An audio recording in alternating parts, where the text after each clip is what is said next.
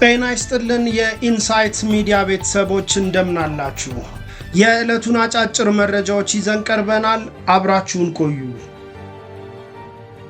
የትግራይ ጊዜያዊ አስተዳደር በ3 ጄኔራሎች ላይ ያሳለፈው የእግድ ውሳኔ ተቋማዊ አሰራርንና ሕግን ያልተከተለ ነው ሲል የትግራይ ክልል የሰላምና ጸጥታ ቢሮ አስታወቀ።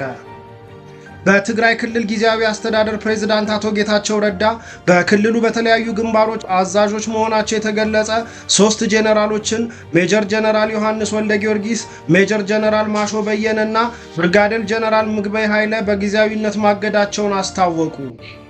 በፕሬዝዳንቱ የተጻፈው ደብዳቤ እንደሚያሳየው ጄኔራሎቹ በጊዜያዊነት የታገዱት ከመንግስት ውሳኔ ውጪ መላ የክልሉን ህዝብና ወጣቱን ወደ ግርግር፣ የጸጥታ ኃይሉን ወደ እርስ በርስ ግጭት የሚያስገባ እንቅስቃሴዎችን እያደረጉ በመሆኑ ነው ብሏል።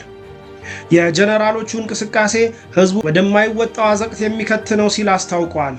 የፕሬዝዳንቱን ውሳኔ ተከትሎ የክልሉ የሰላምና ጸጥታ ቢሮ የወንጀለኞች ጠበቃ መሆን ይብቃ በሚል ርዕስ ዛሬ መጋቢት 2 ቀን 2017 ዓ.ም ባወጣው መግለጫ ውሳኔውን እንደማይቀበለው አስታውቋል። ያልሾመውን ያወረደ ነው ሲልም ገልጿል። በተመሳሳይ በዶክተር ደብረጽዮን ገብረ ሚካኤል የሚመራው ህወሓት ባወጣው መግለጫ የጊዜያዊ አስተዳደር ፕሬዝዳንቱን ውሳኔ ህገወጥ ሲል ኮንኗል። የትግራይ ሰራዊትን ለማፍረስ ሲያደርግ የነበረውን ሴራ ወደ ከፍተኛና አደገኛ ደረጃ አሸጋግሮታል ሲልም ገልጿል። የኢትዮጵያ ሃይማኖት ተቋማት ጉባኤ ሃይማኖትን ሽፋን አድርገው አብሮነትን ሊሸረሽሩ የሚችሉ ግጭት ቀስቃሽ መልእክቶችን የሚያስተላልፉ አካላትን በጽኑ እንደሚያወግዝ አስታወቀ። የኢትዮጵያ ሃይማኖት ተቋማት ጉባኤ ከሰሞኑ በእስልምና እና በኦርቶዶክስ ሃይማኖት አማኞች ነን ባዮች መካከል የሁለቱን ሃይማኖት የአብሮነት እሴት በሚያንቋሽሽ መልኩ በማህበራዊ ሚዲያ የሚለቀቁ አንዳንድ አስተያየቶች እንዳሳዘኑት ዛሬ መጋቢት 2 ቀን 2017 ዓ.ም በሰጠው መግለጫ አስታወቀ። ሁለቱን ሃይማኖቶች አስመልክቶ ክብረ ነካይ መልእክቶችን የሚያስተላልፉ ግለሰቦች ህገወጥነት ከማስፋፋት ተቆጥበው የህግ የበላይነት እንዲያስቀድሙና ከድርጊታቸው እንዲታቀቡም አሳስበዋል። በአማኞች መካከል የሚደረግ ስርዓት የለሽና አንዱ ሌላውን የሚያወግዝ የሚያጠለሽና ክብረ ነክ መሆን ወንጀል ነው ብለዋል። በግለሰቦችና በቡድኖች የሚደረጉ የሃይማኖት ጥላቻ ንግግሮች የትኛውንም ሃይማኖት ሊወክሉ እንደማይችሉ አመላክቷል። በማህበራዊ ሚዲያው ሃይማኖትን ሽፋን አድርገው አብሮነትን ሊሸረሽሩ የሚችሉ ግጭት ቀስቃሽ መልእክቶችን የሚያስተላልፉ አካላትን ጉባኤው በጽኑ እንደሚያወግዝም መግለጫውን የሰጡት የኢትዮጵያ ሃይማኖት ተቋማት ጉባኤ ዋና ጸሐፊ ሊቀ ትጉሃን ቀሲስ ታጋይ ታደለ አስታውቀዋል። ወቅቱ በኢትዮጵያ ኦርቶዶክስ ተዋሕዶ ቤተክርስቲያንና በእስልምና አማኞች ትልቅ ቦታ የሚሰጠው የጾም ወቅት እንደመሆኑ አማኞች ጾምና ጸሎታቸው ላይ እንዲያተኩሩም የኢትዮጵያ ሃይማኖት ተቋማት ጉባኤ መልእክት አስተላልፏል። በአበባና ፍራፍሬ ልማት የተሰማራው የጀርመኑ ኩባንያ ከአማራ ክልል ጠቅልሎ መውጣቱን አስታወቀ። የፖለቲካ አለመረጋጋትንና ወታደራዊ ውጥረትን በምክንያትነት አስቀምጧል። በአማራ ክልል በአበባና ፍራፍሬ ልማት ተሰማርቶ የነበረው ሰሌክታ ዋን የተሰኘ የጀርመን ኩባንያ ክልሉን ጥሎ መውጣቱንና ስራዎቹን ወደ ኬንያና ዩጋንዳ ማዛወሩን አስታወቀ። ኩባንያው በቅርቡ ባወጣው መግለጫ ባለፉት 2 ዓመታት የነበሩት ዋና ዋና የሎጂስቲክ ችግሮች ከፍተኛ ጥረት ቢደረግም በቋሚነት ሊፈቱ እንዳልቻሉ ገልጾ በኢትዮጵያ ስራውን ለማቋረጥ የደረሰበት ውሳኔ በጥንቃቄ የታሰበበትና በመጨረሻም አስፈላጊ ሆኖ የተገኘ መሆኑን ጠቁመዋል።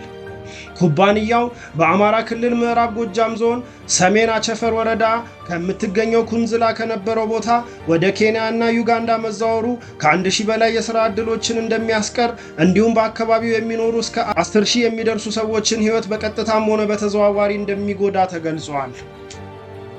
ከውጭ ወዳገኘናቸው መረጃዎች ስናልፍ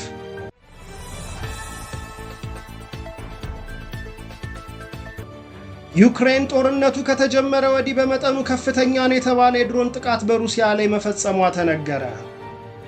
ዩክሬን በሩሲያ ላይ በፈጸመችው መጠነ ሰፊ የድሮን ጥቃት ቢያንስ 3 ሰዎች ሲሞቱ 18 ሰዎች ደግሞ መቁሰላቸው ተነግሯል። ዩክሬን በ337 ድሮኖች ሩሲያ ላይ ጥቃት የሰነዘረች ሲሆን ከነዚህ ውስጥ 91 ድሮኖች ሞስኮን ኢላማ ያደረጉ እንደነበሩ የሩሲያው የዜና ኤጀንሲ ታስ ያወጣው መረጃ ያመላክታል። የሞስኮ ክልል አስተዳዳሪ አንድሪ ቮሮቢዮቭ ሌሊት 10 ሰዓት ላይ በተፈጸመው ጥቃት በርካታ ጉዳቶች መድረሳቸውን አረጋግጠዋል።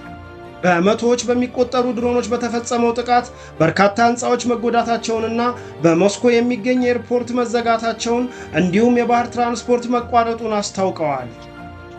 የሞስኮ ከተማ ከንቲባ ሰርጊ ሶቢያን በበኩላቸው የጠላት ድሮኖች በሞስኮ ላይ መጠነ ሰፊ የድሮን ጥቃት ፈጽመዋል፣ የሩሲያ አየር ኃይል ጥቃቶቹን አየር ላይ አምክኗል ብለዋል። ዩጋንዳ ወደ ደቡብ ሱዳን ወታደሮቿን መላኳን አስታወቀች። ካምፓላ በደቡብ ሱዳን የእርስ በርስ ጦርነት ለሳልቫኪር ድጋፍ መስጠቷ ይነገራል። የሀገሪቱ ጦር ዋና አዛዥ የሙሆዚ ካይነሩባ ወደ ጁባ የተላኩት ልዩ ኃይሎች ፕሬዝዳንት ሳልቫኪር ማርዲያትን ይጠብቃሉ ብለዋል። የፕሬዝዳንት ኪር እና ምክትላቸው ሪክ ማቻር ውጥረት ተባብሶ ዳግም እርስ በርስ ጦርነት ሊከሰት ይችላል የሚለው ስጋት አይሏል። የዩጋንዳው ፕሬዝዳንት ዩዌሪ ሙሴቬኒ ልጅ ጀነራል ካይነሩባ በኤክስ ገጻቸው ላይ ባሰፈሩት ጽሑፍ መላውን የደቡብ ሱዳን ግዛት እንደራሳችን ቆጥረን እንጠብቃለን ብለዋል። የደቡብ ሱዳን መንግስት ግን እስካሁን ጀነራሉ ስለሰነዘሩት ሐሳብ ማብራሪያ አልሰጠችም ብሏል ቢቢሲ በዘገባው። የደቡብ ሱዳን ጦር ምክትል አዛዥና ምክትላቸው ባለፈው ሳምንት በጸጥታ ኃይሎች በቁጥጥር ስር መዋላቸውም ይታወሳል። እንደነዚህ አይነት አዳዲስና አንኳር መረጃዎች በየቀኑ እንዲደርሱ ሚዲያችንን ፎሎ፣ ላይክ እና ሼር በማድረግ ቤተሰብ ይሁኑ።